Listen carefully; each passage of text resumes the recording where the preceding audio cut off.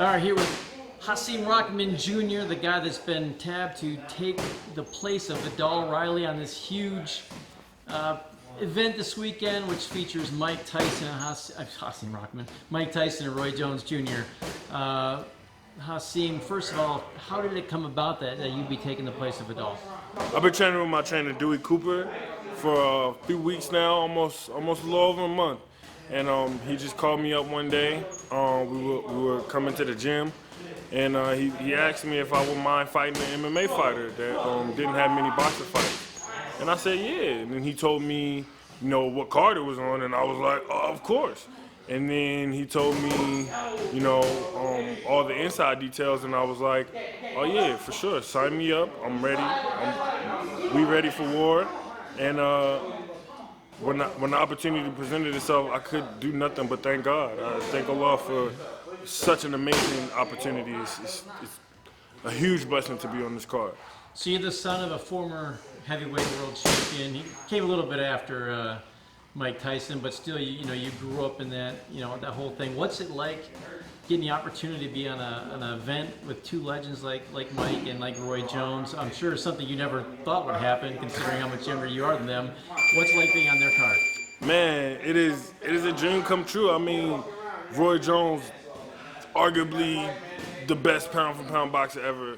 Mike Tyson, arguably the best pound-for-pound fighter ever. So it's like these are two men that I completely looked up to when I was growing up. Two men that I wanted my father to fight when I was growing up. And I watched their careers very, very closely.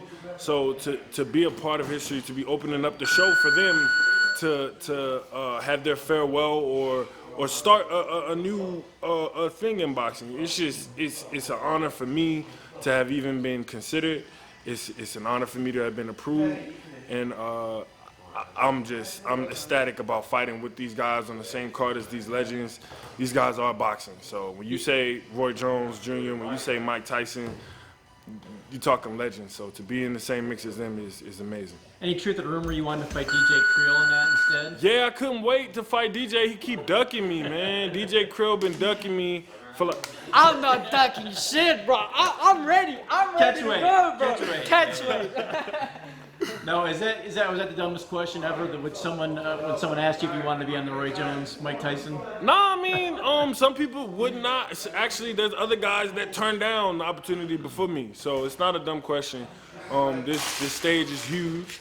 Some people aren't ready for it. I got sent to fight extremely short notice, so a lot of people would have said no. I know there's people who were asked before me, who were in line in front of me, that actually said no. So it's not a dumb question at all. There's not a lot of people that would take such a high magnitude fight on such short notice when it means so much. So what do you think of this card? We have an exhibition fight. We have a YouTuber/NBA guys fighting each other. We have a couple, I don't want to say everyone's aren't legitimate, but legitimate fights like yours and Badu's. What do you think about this kind of mix of everything? I think it's amazing. It's technology. Boxing is catching up with technology. We just seen in I think the past few weeks they were doing replays on fights. We've never seen that before. I think that with the YouTubers, I actually went when Devin Haney and Jake Paul, KSI, and they all fought on the same card. I attended that card. It was a different atmosphere, but it was boxing, and it brought a wider audience to boxing. So the more, the merrier. I would love for everybody to tune in, and I think that it's a great thing that we got all different types of people that'll be tuning into this fight. I mean, NBA fans are going to be tuning in. YouTube fanatics are going to be tuning in. Boxing fans are going to be tuning in.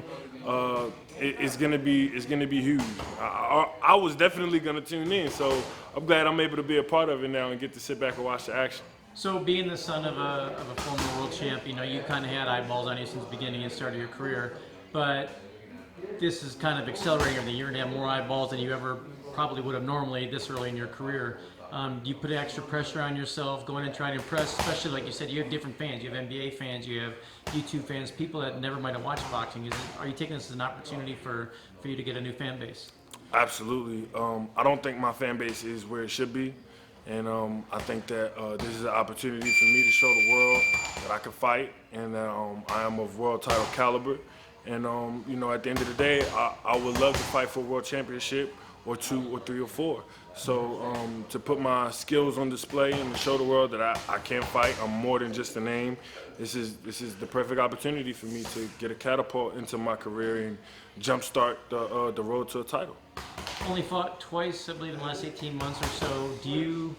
Where are you at physically? I mean, I know with the COVID and all that kind of stuff, it's kind of throwing everybody's plans in there, but are you, the short notice, I mean, are you happy with where you're at right now going into this? I'm happy with where I'm at. I stay in the gym year round, so we don't go as hard as we would if we would have known that there was a fight coming up. But, you know, we definitely train hard, and we train diligently and respectfully. And I take this opponent just like I would take a title fight. This is very serious. If I was to get a title fight on short notice like this, and my team felt as confident as we do here, it would be the same mission. We're going in, and our mission is to win. We're not coming to play around. We're not coming to waste time. We don't get paid for overtime.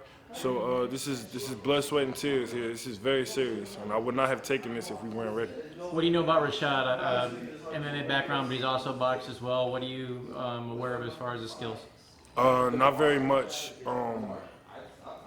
That's for my corner to do. That's for my. Having said that, Dewey being well versed in MMA and boxing, is he that's a real gonna good person to lean on? Because exactly. Yeah, Dewey knows. You know, Dewey Cooper, my trainer. He knows MMA like the back of his hand, and he knows how they train. He knows what they come with.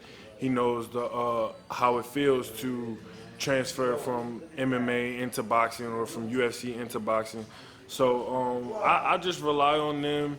And like Vidal said, it's easier to paint when the canvas is blank. So I'd rather have a blank canvas than to be worried about what the next person does. One thing that I learned in this sport, winners focus on winning and losers focus on winners. So I'm only focused on myself and being 100% prepared. Do you think DJ's a camera hog? Because he keeps going behind the camera trying to get attention. Oh yeah, he a photo bomber right there. That's the photo bomb king right there.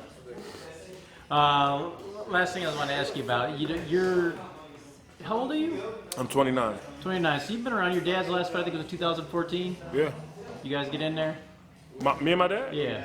My dad and I have been boxing each other since 2007, 2006, maybe. So is it kind of like, was there a passing the torch? Like I use your basketball, like when the dad used to beat the kid, and eventually the kid, that kind of did the same thing there. Or did he quit sparring you once you got the better? No, he was actually gonna spar me for this fight if we couldn't find sparring. So he still got that light, and ignited. And you know, a lot of people think he's coming this weekend to support me, but really, I'll let you know a little secret. He's coming to call out the winner of the main event.